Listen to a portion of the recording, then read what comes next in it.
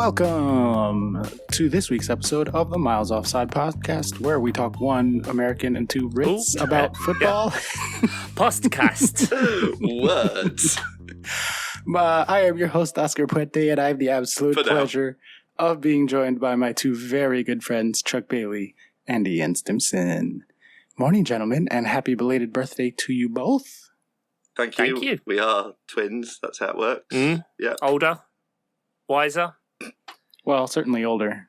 Ian's still battling with gastro. So to offset that, I've spent 3 days gorging myself. So, I appreciate it, mate. Thank you. No calories were wasted. You've got to keep the food economy going. Yeah.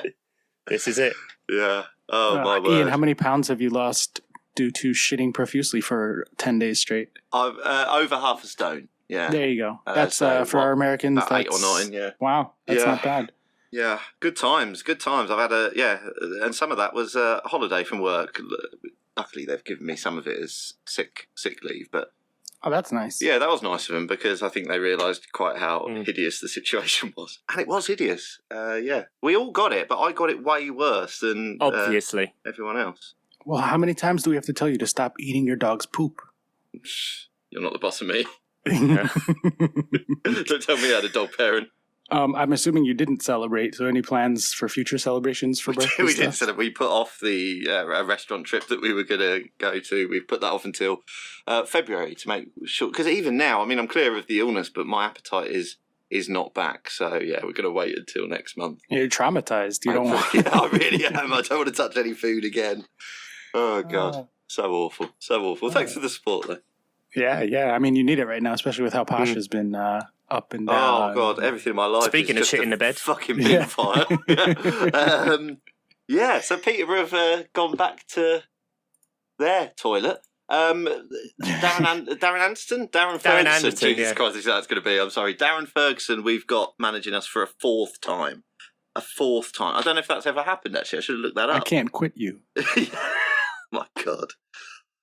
Yeah, apparently only a short-term contract till the end of the season, which is funny because I mean performances probably will improve with him. He's good in League One, and then if somehow he gets us promoted through the playoffs, no doubt he's going to stay on, even though he's shit in the Championship. So I don't know if you could guarantee that he's definitely going to go at the end of the season, then fine. But I just don't trust this club not to then offer him a contract if we do get promoted. You're 22% to make the playoffs and less than 1% to get relegated. So that's 22% only to make the playoffs. Yeah, that sounds about make the playoffs. Right. Yeah, 6% to get promoted. But again, sorry. I think performances will probably tick upwards. But I don't know. It's such a mess. One of the owners isn't talking to the other two. It's a great time to have invested a couple of grand in Peterborough. It really is. Fucking hell. Stadium's possibly not going to happen now.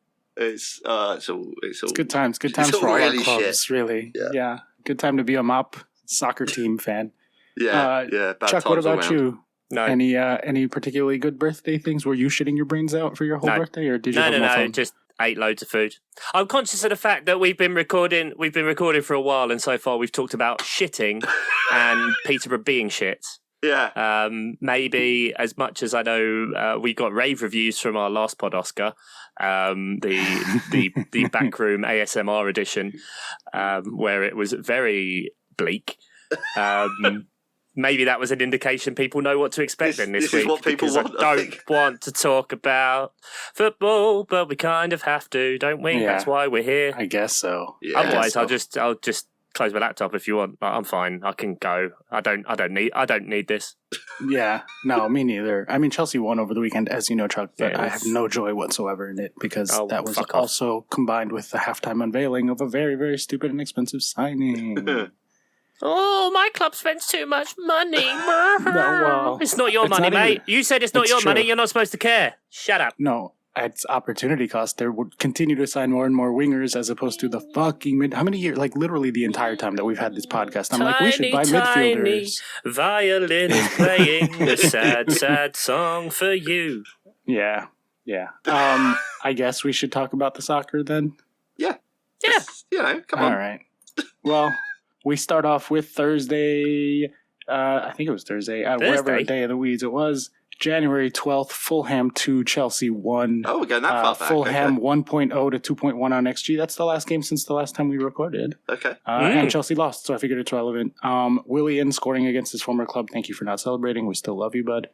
And Chelsea are absolute shit and continue to be absolute shit. This is our worst run of form since 1997, I think they said. The TV man not anymore because you won at the weekend. So, well, yeah, sure, but I don't think that particularly helps. It's also our worst season since that season we finished in 10th, which I think we are going to finish in 10th again. Tiny, tiny violin plays a sad, sad song for you. Do you think you're actually going to finish that low?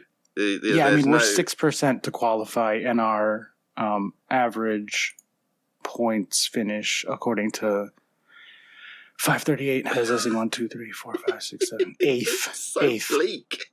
Yeah. So our most likely table position, according to 538, and at this point the sample size is certainly big enough that is indicative, is 8th. And if you sort the Premier League table by XGD 90, which is the other best predictor, we are 1, 2, 3, 4, 5, 6, 7, 8, 9, 10th best XGD per 90. So there we go. Well and truly deserved. I'm trying to be patient and waiting to see if Graham Potter can do anything with 19 wingers and no central midfield, or if that's just an impossible job, in which case just bring Frank back. Fuck it, who cares? Let's go vibes. Yeah, that was what? Who knew all along that Timo Werner was the glue holding our attack together? Yeah, absolutely. No, literally no one knew that. To skip forward slightly, just because it's the same sort of topic, Graham Potter, after yesterday's game, obviously you announced that, as you said, that player at half-time, who I think you only bought because Arsenal liked. Yeah, we stole 2 off them, but neither of them. And because loads of it could go to the Ukrainian people, which means you could use the Abramovich frozen funds to fund the deal. So, you know. There you go. You know how I love a conspiracy theory. Yeah. Well, obviously, is that a true fact? Well, 22 million of the transfer fee is being donated by Shakhtar to Ukrainian families, Ukrainian soldiers, that kind of stuff. And obviously the frozen Abramovich funds could only be used to go to Ukraine. So I love that one, mate. Parliament's been asking every week, basically, where's that frozen money gone? And they're like, oh, we're looking into it. Yeah, it's all fucking dodgy. Love it. So there you go. Tax write-off. I love that. Yeah. Well, Todd Bowley's having a grand old time. I'm hoping he gets a little more distracted and lets his director of football make decisions, because that was another one of his signings. He just bought an awards show and is buying another sports team in the U.S. So, like, he has plenty of toys to play with. So I'm kind of hoping he lets soccer people make decisions. And at some point, someone will probably realize we need a central midfield. How many fucking years have I been asking for a midfielder? It's not even fun to play in career mode as FIFA. You've signed Kante with a new contract, so, you know. Yeah. So far we've talked about shitting, Peterborough being shit, Chelsea being shit. There's just one quote I want to highlight from Sunday's game. Graham Potter, I've no idea how that signing happened. Great. That's what he said. I've no idea how that signing happened. And apparently we're in for another inside forwardy winger. I mean, we're up to what? Pulisic, Ziyech, Mount plays out there. Well, you're going to be having João Felix, Mudryk. Yeah, you're going to be having a sale, surely. There's going to be players going for less than market value, I think. I don't know. Chelsea. Yeah. Again, that's not my money, so I don't really even care about the transfer fees. I just care that they, like, just from a squad building perspective, like, we have a finite number of squad spots, and none of them are central midfielders. So I continue to have, like, too much money and buying too many the players. Ghost of N'Golo Kante. I'm going to power through that, Chuck. Kovacic can't stay healthy. Jorginho is not who Jorginho used to be. Like, we have no one. It's bad. Like, just a fucking central midfielder, please. But Potter will be given time, I think. He will be given time. Yeah, I mean, I don't even care. Like, fine, let him have the rest of the season. We're not doing anything. I'm hoping for a deep Champions League run if we're lucky. But, like, at least we're out of the FA Cup, so less likely to build more and more injuries. You know, you think I know that, like, everything runs through Reece James. So, like, it makes sense that we're worse when he's unhealthy. Like, he is our but it shouldn't be creative this bad hub. But one player. The extent to which the lack of him and Kante has just derailed the last 2 seasons, frankly. Yeah. Because about a year ago, we were, according to, like, the more traditional media, in a title race. I never particularly believed it because our underlying numbers weren't there. But, like, we were there or thereabouts a year ago. And we won the Champions League, like, 20 months ago. But, like, every time that those guys are out, we're just absolute trash. We can't create anything. And then they just go and buy more wingers. They're like, well, if we buy attackers, we'll make goals. And it's like, that's not necessarily how goals happen. You have to get the ball up there and like be able to do things. Oh, fuck's sake. Anyway, okay. Well, let's move on to the next match because we've sort of just done an overview of Chelsea.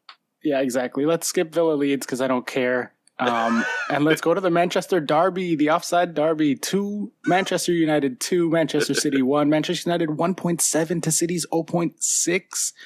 Goodness gracious. United genuinely outplayed City. That was a fair scoreline, even if the Rashford situation was a bit ridiculous. A bit. Craziness. It doesn't help my argument that Arsenal aren't going to win the title. Stop saying that. They are winning the league. Yeah, so we'll get to them, but yeah, I think you've been vindicated slightly, Oscar, because you've said that Man United are scary for a while, and I think I have to backtrack on my previous criticism of Ten Hag because he's back up to Ten Hag. Well, I just think it's disrespectful. At this point, he's only got down to 7 Hag. It's been a long time. Yeah, I think we have to put some respect on his name. I think Well, the thing is, though, the thing I had a worry about, not a worry because I didn't care, but was how much of a disciplinarian he'd be and how the Man United, the previously sort of shaky Man United players would go along with that, apart from your Rashfords, who I thought would always apply themselves. But yeah, it turns out that a little bit of organisation and kicking fucking he who shall not be named out, I mean, that did PR-wise, that did him no problems at all with both the wider footballing world and probably the Man United squad, who were probably sick of fucking Cristiano there, petulantly leaving before games were finished and stuff, because he's not a fucking team player and he was making the team worse. So you might have got some people who were, some members of the squad who were fairly starstruck or wanted to, I don't know, learn from a player like that. But generally, I bet they were pretty pleased that their manager was cracking down on him. And now he's out of the club and off to South Africa, according to him.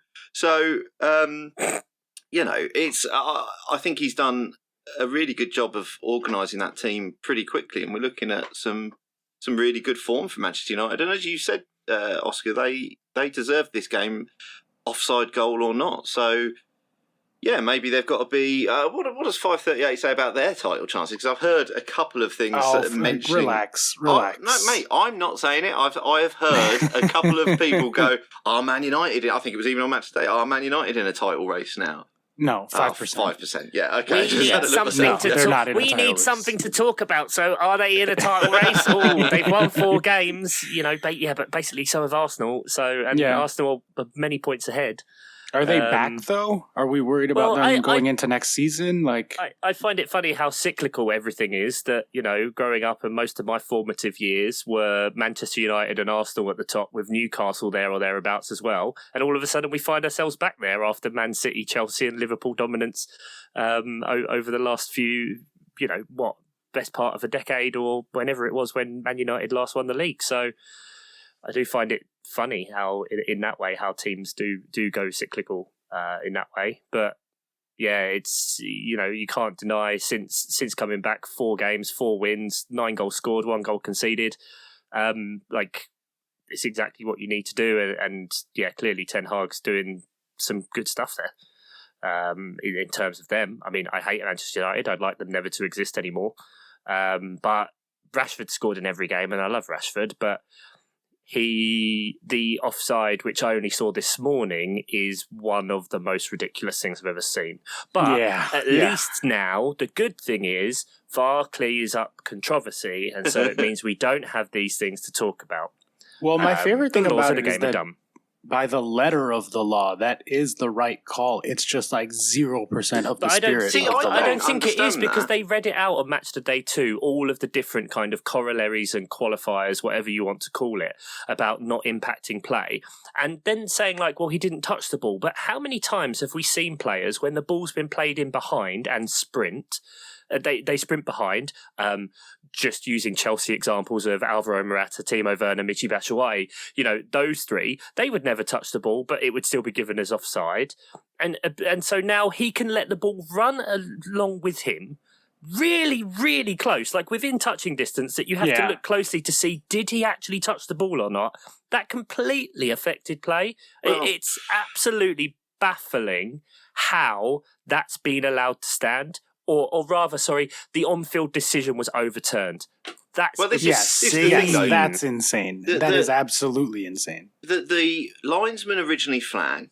The referee went over and had a chat with him, and then what was the end result of that chat? An on-field decision saying it was no goal. Is that what? Because I was confused about what was happening with the referee going over for a chat. Did the linesman flag because he thought Rashford had touched it? Or obviously, we never find out any of this because we don't have, feeds of the microphones, which would be fucking lovely in this situation. I've said before, like the whole, just as a side thing to this, the whole assistant referee raising the flag now should be irrelevant. Like after the World Cup tech, that should be coming in. They shouldn't need to, because it should always either be play on or they always flag. Not that he's not sure, because then we just end up with situations where goals might be scored or not scored, like not having the opportunity regardless. So, but he's obviously clearly seen, in his view, seen Rashford offside, which he was. And then running so close to the ball that it shouldn't necessarily matter whether Rashford touched it. Well, this is the thing. You're right. Everyone immediately started pulling up the laws and going, "Well, by the letter of the law, he isn't offside." But there is one. It says the law says making an obvious action which clearly impacts on the ability of an opponent to play the ball. Now, I know that Rashford didn't obstruct anyone, but as you say, Chuck, he was running along with the ball. There's a defender that would have got to that ball if Rashford or would have changed his run. You had Edison's position who's changed. And Edison, and they showed on Match of the Day a weird picture with Rashford not there, but because it doesn't really prove their point that they were trying to make. But I think the point's valid. If Rashford's not there, Edison probably sprints out and kicks that ball out. Yeah, exactly. So also, Rashford, he clearly knows that he was in an offside position when the ball is touched. Otherwise, he wouldn't have let it run through to Bruno. He'd have taken it on himself, or at least touched it. So he knows early doors that he was in an offside position. So if he'd have just stopped, then obviously it's not offside. You've got the City defender can run, have a clear run at it, but he doesn't. He carries on, and that impacts the ability of the opponent to play the ball. So I didn't get any of that discourse that by the letter of the law, he's not offside. I didn't understand that at all. And being as the assistant referee flagged, this was the easiest decision to leave alone, and say no goal. And I just don't understand why you would overturn it, or why you'd make it a goal. Well, I mean, Pep was fairly certain afterwards. He's like, it's hard for the referees, isn't it, when they're playing? We know who's playing and where they're playing. In the sort of most attempt to not get fined or whatever after a game you've ever seen. Well, we know who we're playing and where we're playing. Yeah, it's hard for him. Yeah. But it was really poor. Yeah. Let's switch over to the City side of it, because I don't actually disagree with you. It's just like Chuck said, we need something to talk about. So I kind of had to be like, offside, isn't it? City down to 36% to win the Premier League, and specifically the double pivot was having a really interesting conversation in their last episode about, are they actually any better having signed Haaland with the trade-off being the loss of Sterling and Jesus? And the underlying numbers don't particularly indicate that they actually are. Mm-hmm. They're not getting more shots. They're just channeling the shots into one specific place. And they've lost a ton of production from players like Bernardo Silva, Riyad Mahrez, Kevin De Bruyne, and especially Ilkay Gundogan. Like, he's just not charging into the box and getting shots like he used to, because all of that is going through Haaland. They're not worse per se, at least on the underlying numbers, but they haven't gotten better, which is kind of insane when you add like one of the two best players in the world, one of the four best players in the world, however you want to kind of define that. So I don't know. Go from there, gentlemen. What's your reaction to that? Yeah, I guess, we did kind of say at some point there was probably going to be some sort of adjustment. It's just strange that after the World Cup, did City they had Julian Alvarez was like their only World Cup winner, I believe. So a lot of players have probably dealt with a lot of disappointment. Remember all the stuff around Belgium and all of that and whatever. But I do think that maybe if we're seeing a drop in creativity, that's probably because they're used to those wingers cutting inside or players moving into the traditional number 10 position would be someone up front who would back off and draw defenders out, as opposed to what Haaland does is he draws defenders to him. And teams do naturally play deeper. Having said that, it doesn't equate to, like you said, Oscar, them not generating shots. There've been games where they haven't generated shots on target. Lost to Southampton in the League Cup, knocked out there. And since the World Cup, 2 wins, 1 draw, 1 loss, which is for them appalling form. Really, really bad. So who knows? The underlying numbers on this one, Man United did generate way more XG than them. That's just it. So they deserve to win this one on balance of play. And I think it's just maybe a bit of a stumble for City. They only have to revert to what they're used to. They don't necessarily have to improve much to then still be better than Arsenal and potentially come back at this. But as more and more time goes on, it's little by little, Arsenal are extending that lead. And you wouldn't think that they're going to give up much considering how they're playing and I don't even know what their fixtures are like for Arsenal coming up, if they're very good or not. The way they're playing, they're kind of fixture proof. Yeah. So it doesn't particularly matter. Arsenal's next 6: Man United, Everton, Brentford, Villa, Leicester, Bournemouth, Fulham, Palace. Sorry, I'm keeping going. Fulham, Palace, Leeds. That takes you up to April when they hit Liverpool. Liverpool, no great shakes. Then West Ham, then Southampton. Then they've got the toughest block of fixtures is City, Chelsea, Newcastle back to back. And at least one of those teams is good. And they've got a postponed fixture against City, I believe, still to fit in as well. So they've got City twice. So, but yeah, City will probably sort it out, or Pep will be a bold fraud. Yeah, maybe. I think the case for the title race and the 36%, because it is quite a large points gap. It's 8 points as of the time of recording today, Ian.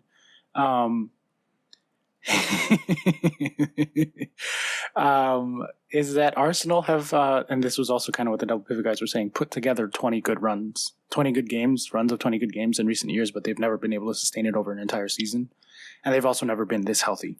Other than Jesus, they've really been lucky with the injuries, especially at key positions, where even if a guy gets injured, they have competent depth behind in the handful of injuries that they've had. And since they lost Jesus, and Nketiah came in and is playing in the form of his life as well. So right, exactly. But he's never had that opportunity.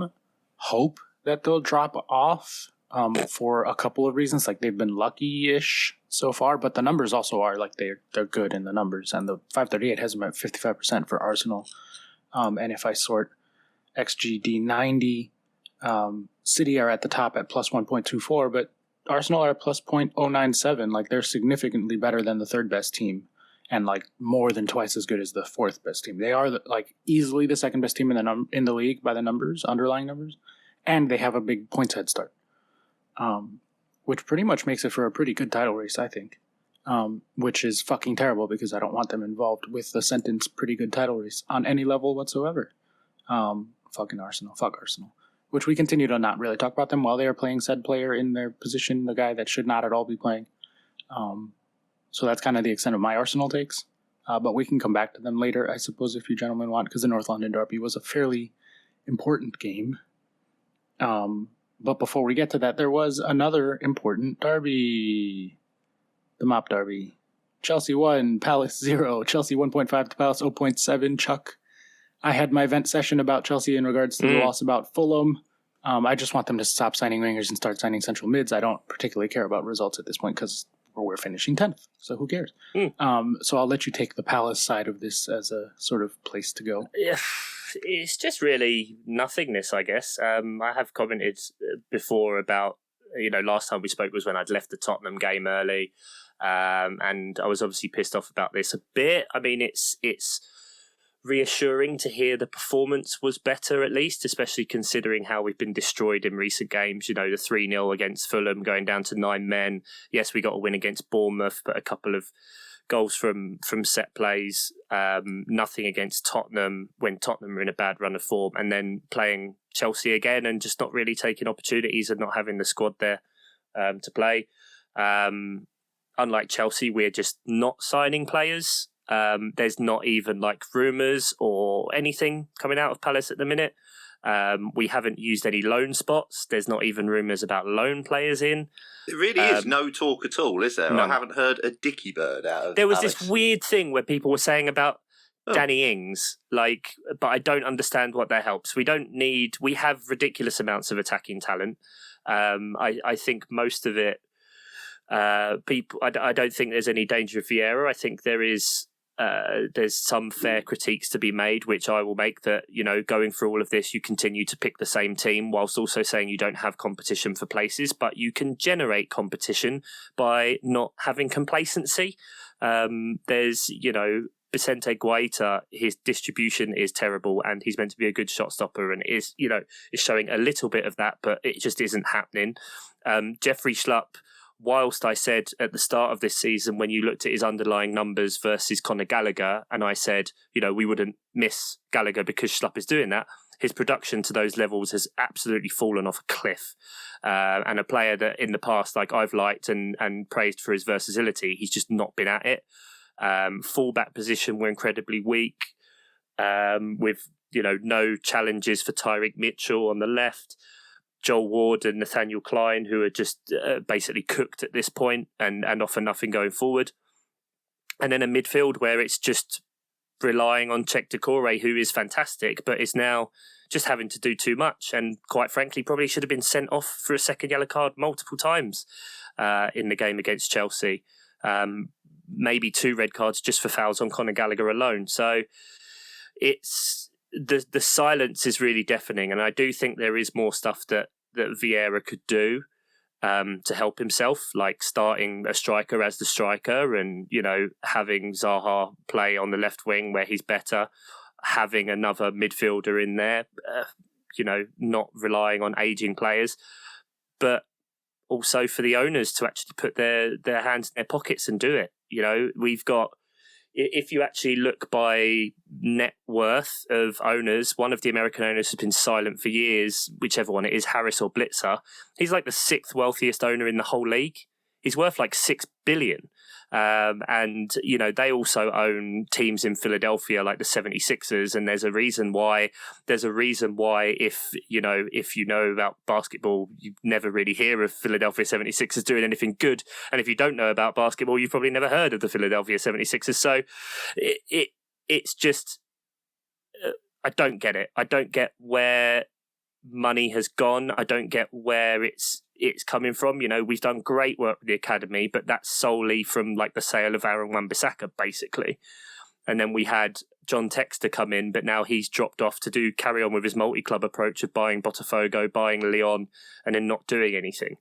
And I don't know. I just find it strange. I know there's FFP and I know there's hundreds and hundreds of different variables about it.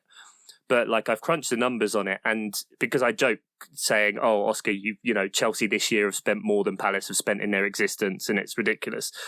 And I get that we're never financially going to be able to compete, but this year, according to Transfer Market, Chelsea have spent, this is in euros, by the way, 425 million off of a net of 370 million. And that's not including the money for Christopher Nkunku, who's coming next year for 60 million. So we can add about another 60 on that. So 425 million total spend. Palace in the last 10 years have spent 405 million off it, and a net spend. So that's not much of a difference there, but our net spend has been 260 off of Chelsea's 370 net spend this year. So 110 million just in that. And then you've got teams like Forest who have their net spend was 155 million this year off of one season versus 10. So we've never really spent big on players. It's starting to show. We had a big spend last year with needing to get a squad because of obviously famously all the 13 players that are out of contract.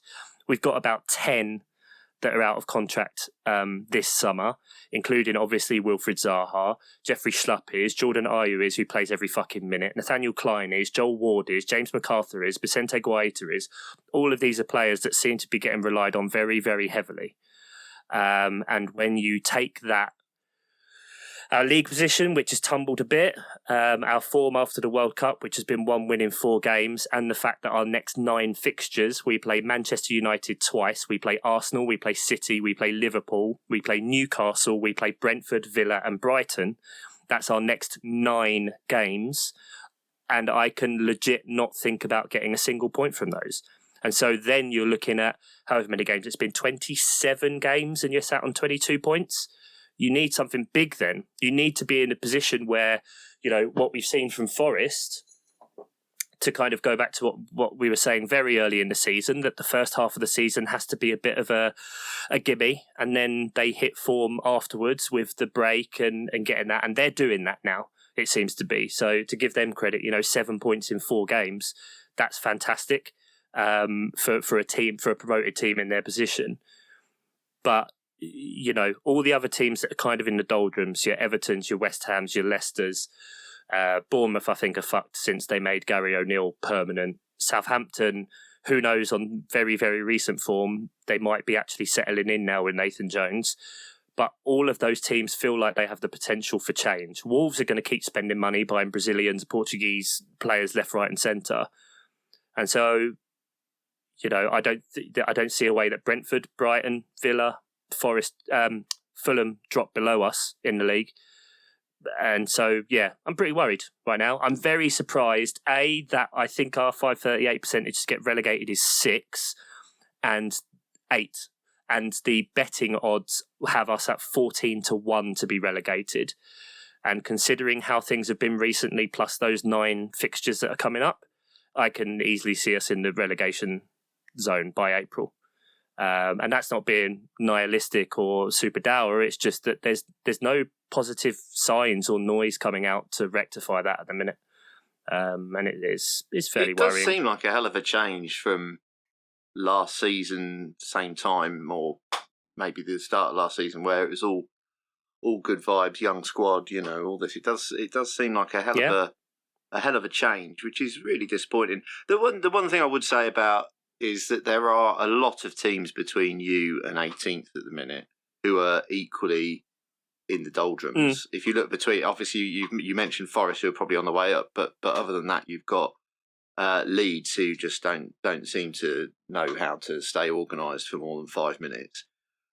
Leicester City, we know how shit they've been. Wolves and West Ham, let's take them together because they played this weekend. Well, they start with W. And they both start with W, and they just neither of them score goals.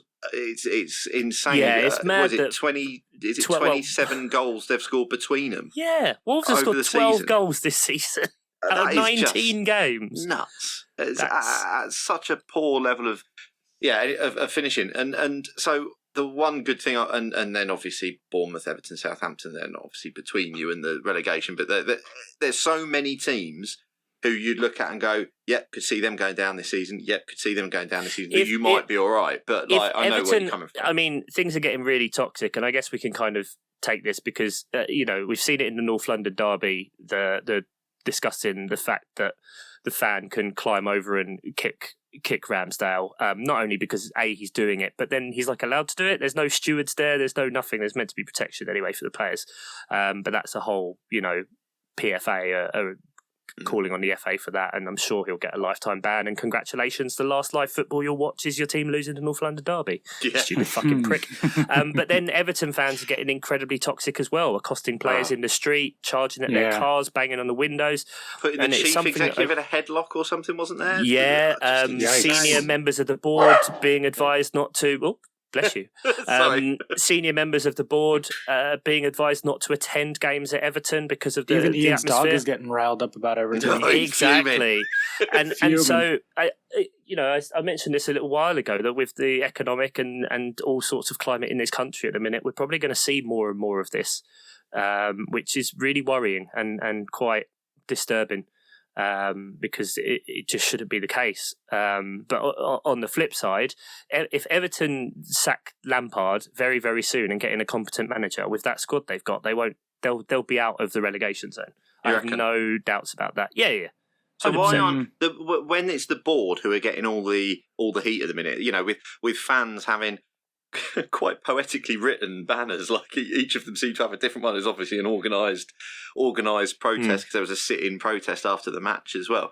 With the board getting all the heat at the minute, it's almost I almost wonder why wouldn't they just pull the trigger on Lampard, buy themselves another couple of months at least. I guess seems it's just weird. a repetition for them. It's just a repetition of it. Look how many years it's been droning on. We had the similar kind of situation at West Ham. And, both of them, you see teams that have huge potential. Their fans aren't happy, even though they're still spending a lot of money. Yeah. And you see the same issues time and time again, coupled with... then all of a sudden, I know Newcastle are a bit of an anomaly in this, but they have one season of decent spending and joined up thinking, and all of a sudden they shoot up and they're in third. Yeah. It's similar, Fulham have the same thing. Marco Silva is and the Fulham board have clearly got it all right. Brentford, you see joined up thinking and logic. And so we see these Premier League teams that have been in the league for a bit longer operating more out of fear of not changing too much for not wanting to drop down, as opposed to them being left behind. And if you aren't, improving your squad to take it all the way back to Palace and what we saw last season, is like you can improve your team one season, that's undoubted, and the squad is still the same. But if you don't add to your team, if you don't improve what you do, if you don't build in this league, and even if you just stay static, which I think we're pretty much static on where we were, granted we're not producing as much, you move backwards naturally because everyone's improving, apart from some of those teams that are below us. And Palace don't play any of those teams below us until April. Well, the good news is that you'll have those games at the end of the season when things are really tight and it really matters. Like they probably also won't get a lot of points between now and then. But it's like you don't want to leave things too late. That's true. No, that's definitely too true. easy. You then need a Herculean effort. We were talking about stuff like Sheffield United the other season, where it's just like, they started to get a decent run of form, but they were so far behind. They needed to perform like a top 4 team just to get out of relegation. Yeah. And so I do think there are, of course there are other teams in there. Your Leicester's, everyone's switched off. Everton, things are really toxic. West Ham, it seems like Moyes is going to be on his way out. But if they pull the trigger, get incompetent manager soon, have a couple of weeks in transfer window and improve their teams, it probably will still all change down there. So. Well, Everton are 60% right now, so I think the fans have pretty decent reason to be all pissed off. 60% to go down, and second worst by underlying numbers, XGD 90. It's looking likely that it'll be Everton and Bournemouth, according to 538, and the XG numbers.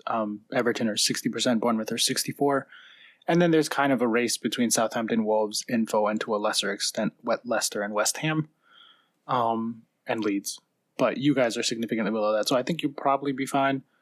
But shit times at Everton. And actually shit times in the entire city of Liverpool as a way to transition.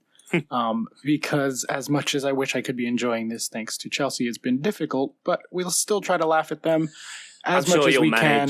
Yeah, Brighton 3, Liverpool 0, Brighton 1.9 to Liverpool's 1.0. That does put Liverpool at 9th place, a mere 1 point on goal difference above, or not point, 1 position on goal difference above Chelsea. So as awful as Chelsea have been, Liverpool have also been terrible.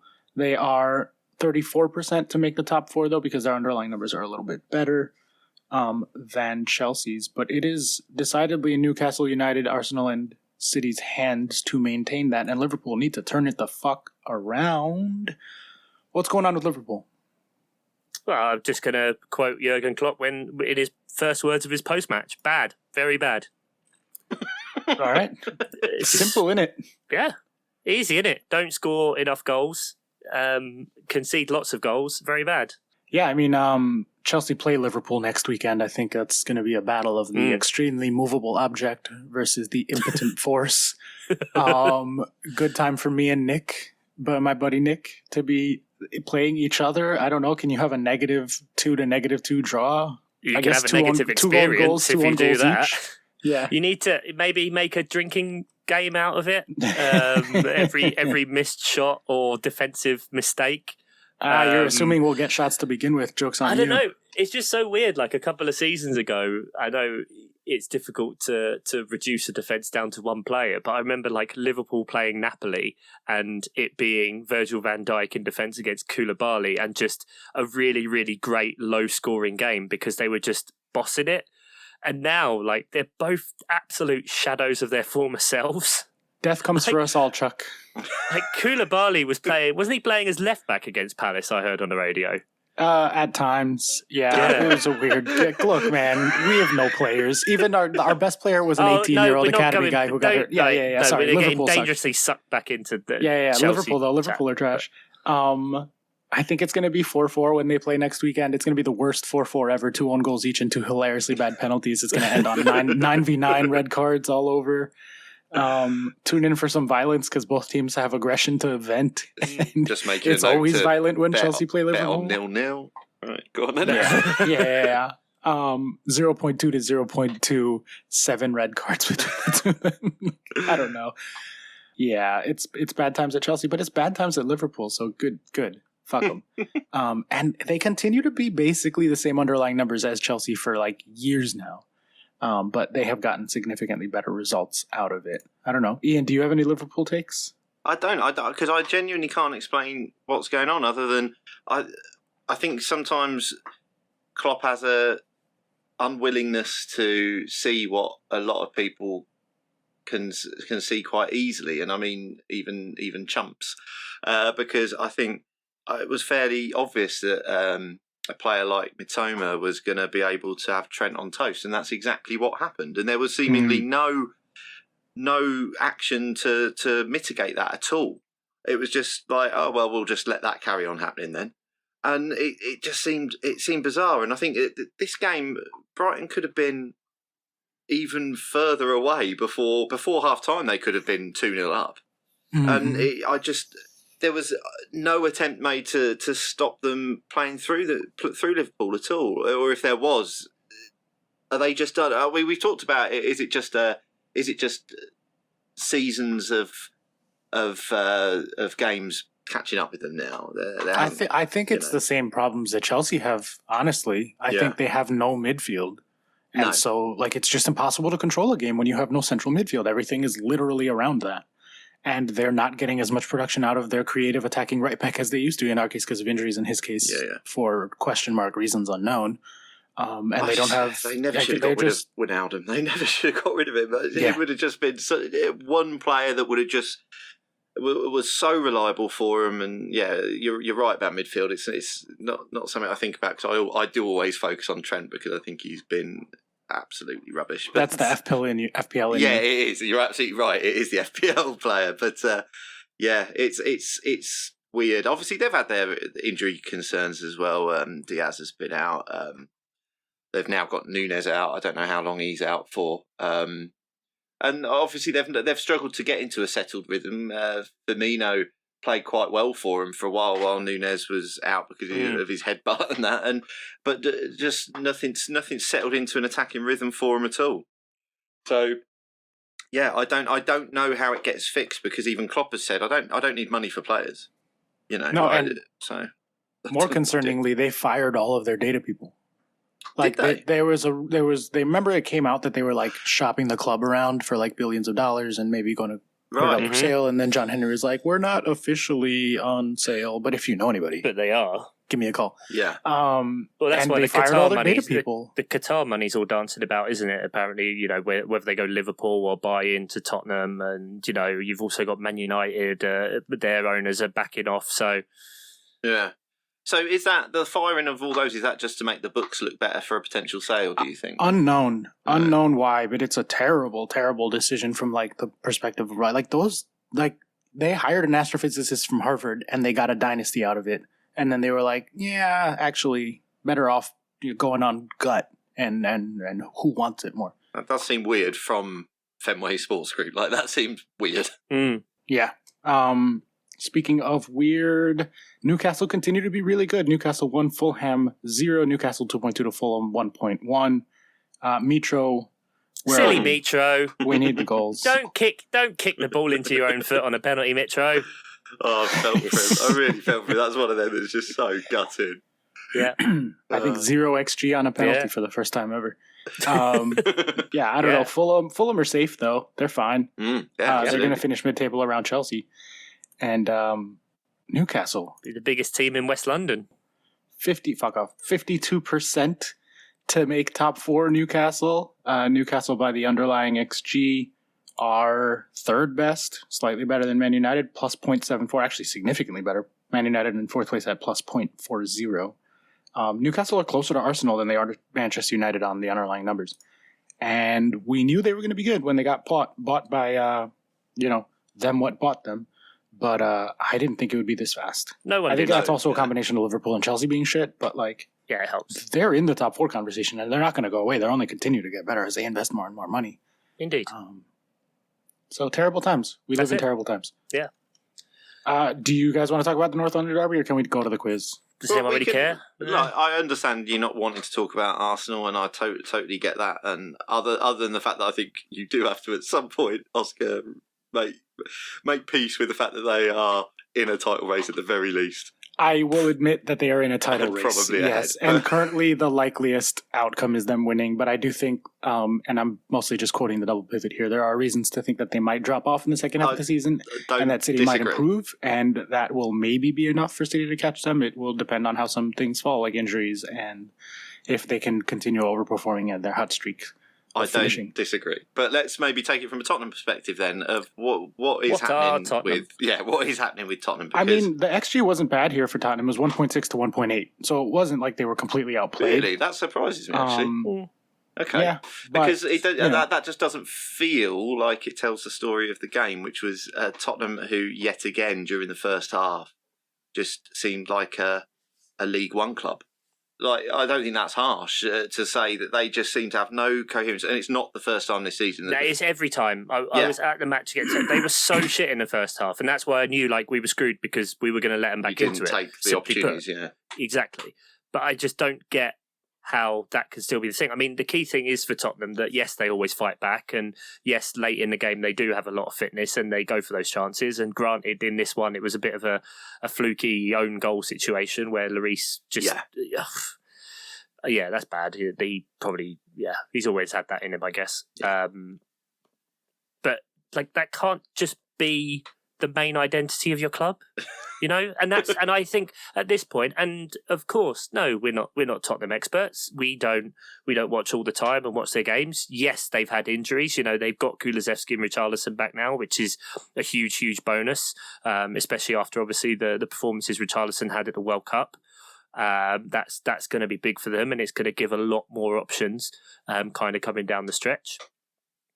But when, as people who are effectively casual, I guess, in the grand scheme of things, observers of your team, the only real identity you can have is Tottenham are bad in the first half, and then they'll probably do something late in the game.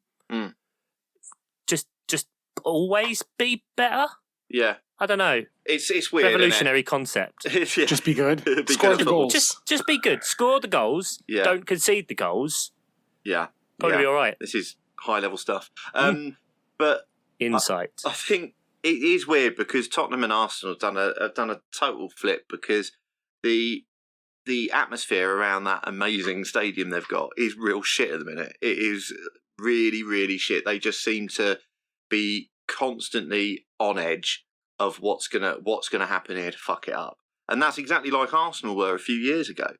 And it's really flipped, and Tottenham haven't taken advantage of the few years they had where they were ahead of Arsenal fairly significantly, I thought. And they just did not take advantage of any of that, and they've not won anything. They managed to keep hold of Kane, but that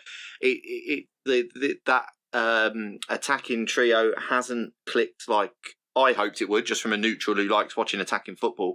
Of Kulusevski, son, who's dropped off a cliff, and Kane. Obviously now, like you say, you got Kane's still before, goal wise and assist wise, he's having a great season. Kane's doing okay, yeah, absolutely. But you know what I mean of just that oh, well, Kane's going to assist Son and Son's going to assist Kane. It's going to be goal. You know, and then they got Kulusevski, who looks amazing when he first came in. And I still think he's a very good player. I'm not saying he's not a good player. I'm just saying that it's just not clicked. Obviously, injuries have hampered him recently. And yeah, they've got Richarlison now, and it could all click back in. But at the minute, there's just a nervousness about it. There's just a lack of belief in Conte, who's obviously one of the better managers in the game. And yet there's a lack of belief around him and what he's doing at the minute. Is he trying to continue to impose a system that they just haven't got the players for? It's, they're constantly doing this thing of first half being shit. He brings them in, gives them a rollicking. Doesn't really change much, I don't think. I don't see any huge tactical shifts in half time that happens. He just seems to give them a bit of a rollicking and then go play better football. Like you say, Chubb, play better football. And it's just that seems to be it. And it's not much of a plan B, really, is it? And it's not. It doesn't seem to be going anywhere. And I'd be upset if I was a Spurs fan just because of that. That it just feels like wasted opportunity. And obviously, I don't. They're another club who I haven't heard a lot about spending wise. You guys might be able to tell me different, but I haven't heard any particular big transfer moves or anything that makes me think that they're gonna blow teams away in the second half of the season. They've done terribly against the better teams in the league, and that's the problem. If you're not going to nick any points above off of the new top 7, 8 clubs, I don't know who we talk about now, as in the big whoever, but if they're not going to take any points off of those teams, then they're going to finish fucking 8th or something. Do you know what I mean? It's you have to take points off good teams occasionally, and that just never looks likely at the minute. I mean, their XGD has them in 5th. And okay. 538 has them at 6th. Sorry, their XGD is 6th best, and 538 has them finishing 7th most likely. One measly position above absolute shit Chelsea. So, But if you don't take points off of teams around you, then you can't expect to finish any higher than them. No, and my favorite thing about Tottenham is that in the last few years, probably since we've been recording, which is way too many years now, we're in our 5th year. Yeah. Is that the best that they were was that spell under Mourinho, according to their underlying numbers, as much as they all were fucking miserable. That continues to be like the best that they've been in the last 5 years. Who isn't miserable under Mourinho? Let's face it. Well, Chelsea, Roma are having a lovely time. Well, whatever. Yeah, I don't know. Are we done with the soccer yet? Ian, do you want to talk about FPL? Are you doing good this Lord, week? No, me and Ian, so me and Chuck talked last week. I'll read the top 10, but Oscar's winning. Oh, yeah, you can read other players who are doing well, that's fine. I'm on my triple captain, and it's not going well, but, I mean, so are a lot of people, and there's still another game, so. Yeah. Oscar, you're like 50-odd points ahead of me, so I don't care. There you go. Mophead League, top 10. Doodly-doo! In 10th, Zaha. Oh, yes. Well, not this season. Gerald Griffith. Griffith. Shout out to Fear of Gold as well, sadly. Gold! Dropping out into 11th, sorry. Bad times, but you still get a mensch. That's nice. 9th place, Wees Wanderers, Owen Carr. 8th place, change name, Kieran Hartnett. What was it before? What was it? Exactly. It wasn't the Mason Mounties. Pjanic Attack, Tanmay Gudakar. Vin Lee, question mark. Goodness sake, Vin Lee. I'm never going to accept that that's just an emoji that I can't see. In 5th, MyCar LOL, brackets Twitter, Swapnel Panday. In 4th place, Johnny Worthington, McGinn and Tonic, lovely. 3rd place, it's happened again, Sam Danby, My Little Tony.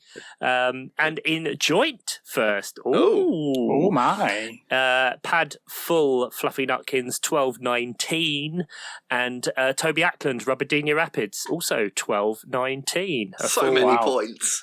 Yeah, that's so many points. A full 150 ahead of me. Oh my God. In that league, if we scroll down, Oscar, you're in 36th, 11.06. Ian, you're in 40th, 10.87. And I am still no click wanking, thank God, 50th, 10.58. Appalling, given up over it this season. Thanks. Yeah. I'm going to close the league at some point soon. I said this last time. Close it now, close it. Do you want me to close it? Yeah, I guess we're at the halfway point, right? Because 19 would have been the halfway point. So have all teams played 19 games? Well, it doesn't matter. It's a great question. No, but game weeks wise, it is the halfway point. So. Oh, good point. Okay. How do I do it? Where do I? This is great content. This could be off air, I think. View. league. I'm not logged into the account that started the league, so Brilliant. I will sort that. Okay, League's there you closed. go. Sorry. Winner gets a mystery shirt delivered to their door. Quiz. Yay! Quiz time. Time for quiz. Got a quiz. It's quiz time. I got a quiz. Quiz time. Quiz time. Got a quiz. For the listener, I haven't got the soundboard this week, in case you were wondering. Yeah, I don't know if you're going to leave in me humming the beginning of the intro song too, but I hope not. Do we need a pen and paper? Yes, you do. Yes, you need a pen. Or, right. This is a traditional kind of trivia quiz-ish. For the listener, while Chuck is grabbing a pen and paper and whatnot, this will be my last episode for a while.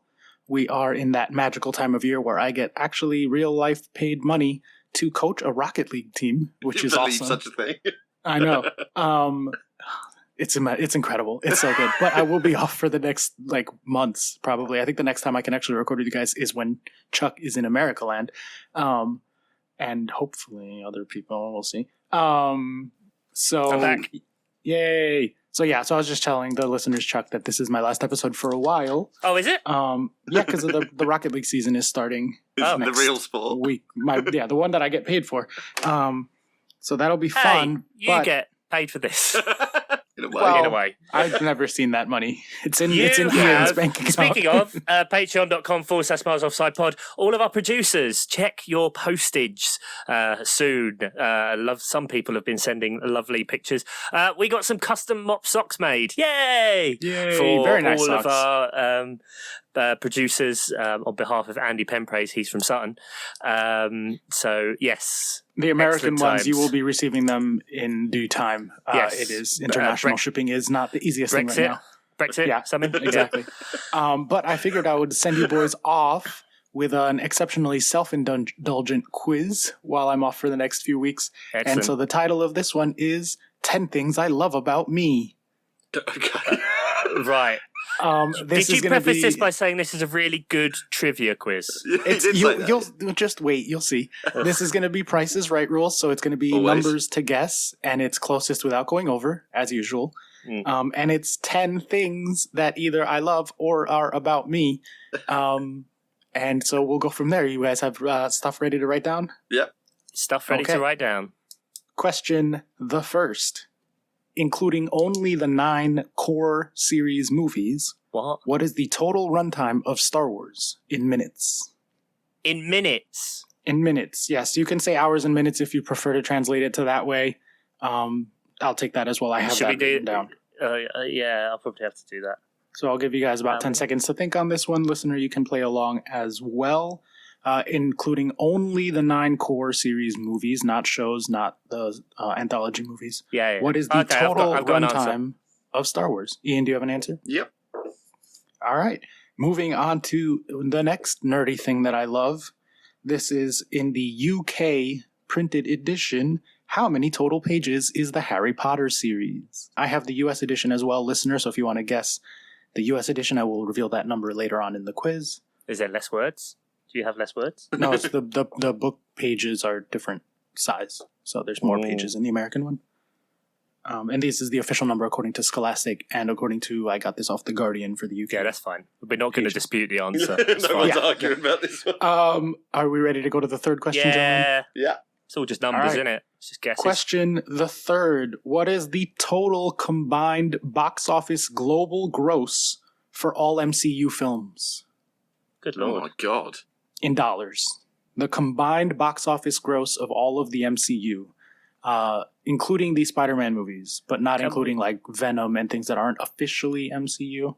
How many? So these are Marvel how many Studios are there movies. again? 26. 30 films. Oh, as many as 30. Goodness. Jesus. Yeah, we're up to 30 films. Next and final nerdy thing, well, arguably, all of them are nerdy because they're Lord about of the me. Rings. But yes, Lord of the Rings. What is the word count of the Lord of the Rings books? How many What? words Oh my in total God. are there in the Lord of the Rings books?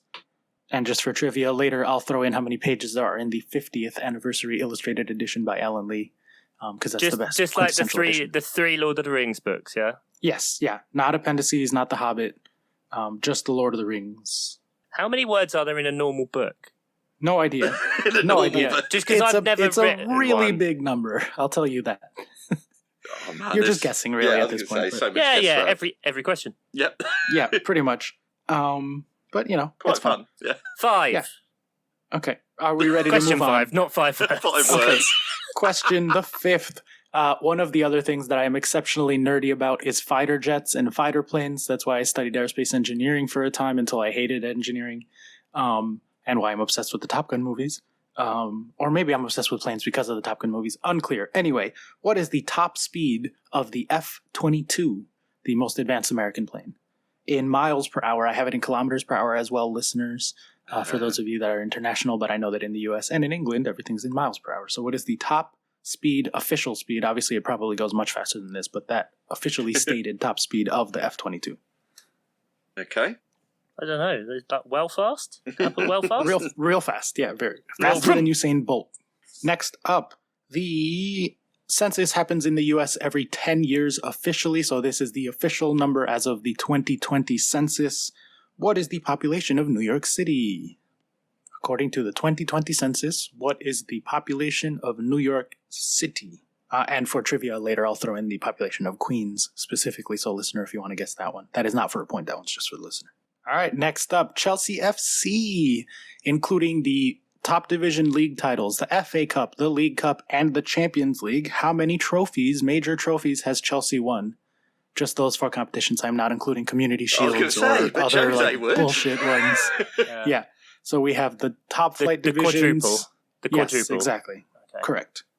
How many trophies do Chelsea have in their storied history? Next up, and the last 3 are incredibly self-indulgent, so good luck guessing. How many pairs of sneakers do I own? Oh, that's a good one. That is a good one. And for a little added bonus, I'll throw in how many pairs of shoes I own, including boots and whatnot, others. Crocs. When was the last time you threw a pair of shoes away? Good question. I'm actually donating 5 pairs tomorrow because I ran out of room. Look, we're not talking about future. When was the last time you threw away a pair of shoes? I usually after Christmas, I go through and switch out a couple for the newest pairs that I got, but I don't think I did that in 2022. So probably at some point in 2021, I gave away a few pairs of shoes. Okay. I try to be good about donating. You know, somebody out there someone in need is getting some cheap, nice shoes, hopefully. Okay, I have answers. Yeah, me too. How many hours of Rocket League have I played across all accounts? Oh my God. It's a disgusting amount of hours, I'll tell you that much.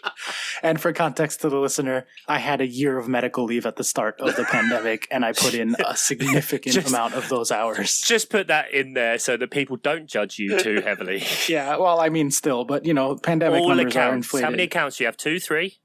I have like 7 accounts, but most of them have almost no hours. I would say 3 main accounts. Rocket League burner account. Right. Well, no, because like when I play with my nephews, they're not going to want to play at like the craziest difficulty. Someone at your level, yeah. No, yeah, exactly. Okay. Or when you were playing with me. Yeah, back in the day. I wish you would come back. It would be so much fun. Anyway, I know. How many hours do I have? And I will convert that to days as well for the listener. And it's just an appalling number.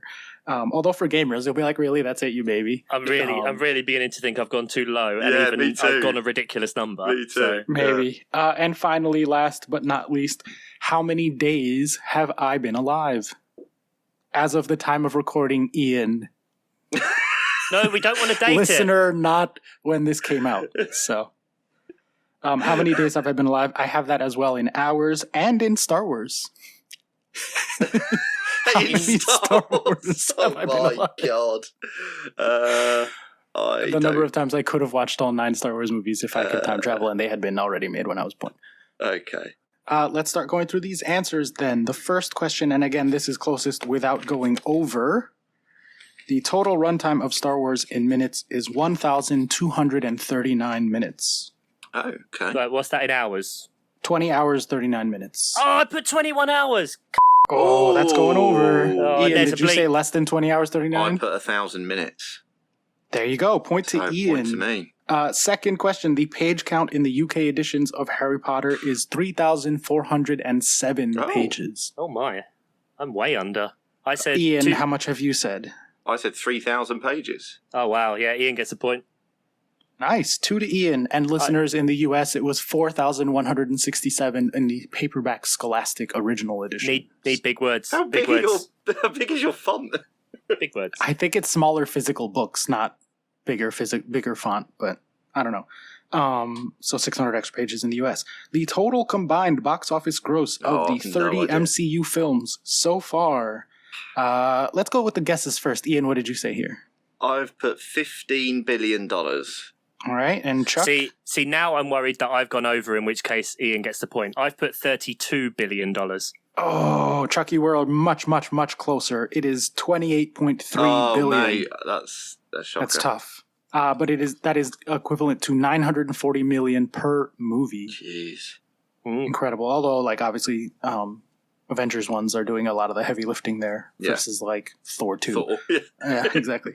Or Thor the Fourth, which was absolute trash. I'm still mad about it. It's okay. Thor 4, the fourth Thor. Yeah, exactly. The words... You're still sore about it. in the Lord of the Rings. I was going to say, give him more for that. That was underrated. Just moving on there. 3 for Ian so far, but how many words are there in the UK, Chuck?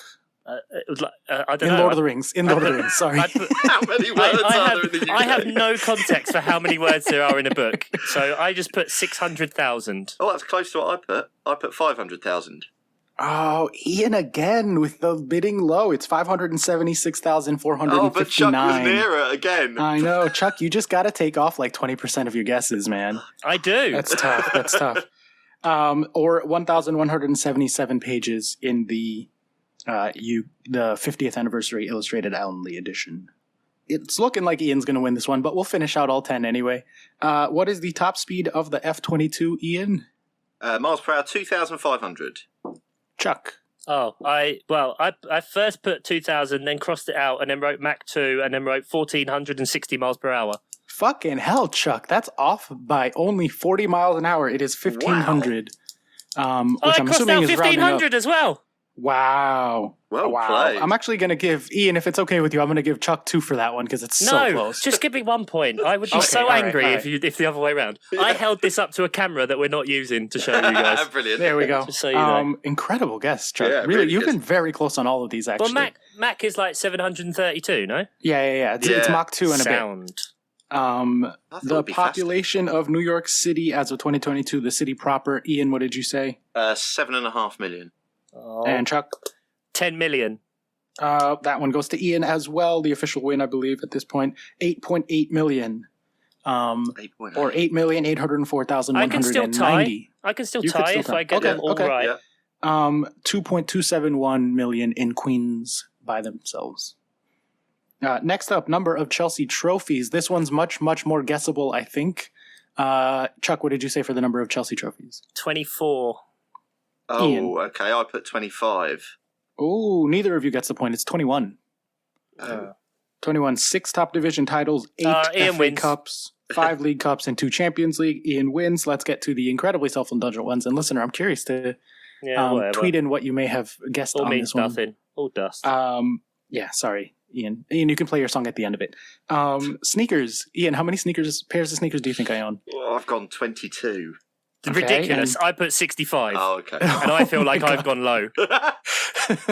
65 is too much. I probably have owned 65 pairs of sneakers, but again, I try to donate when I get in new ones. So I'm currently at 33 pairs. Ridiculous. 33 pairs, 44 with various other shoes. I'm so curious to hear this one. How many hours of Rocket League have I played, Ian? 3,000 hours. Okay. Chuck? I put 2,800 hours. Oh, we're so close. Okay. Oh, wow. Okay. I might have oversold the amount. It's 1,638. Okay. Pathetic. Yeah, Those are rookie numbers. It's nothing. That works out to 68.3 days of my life.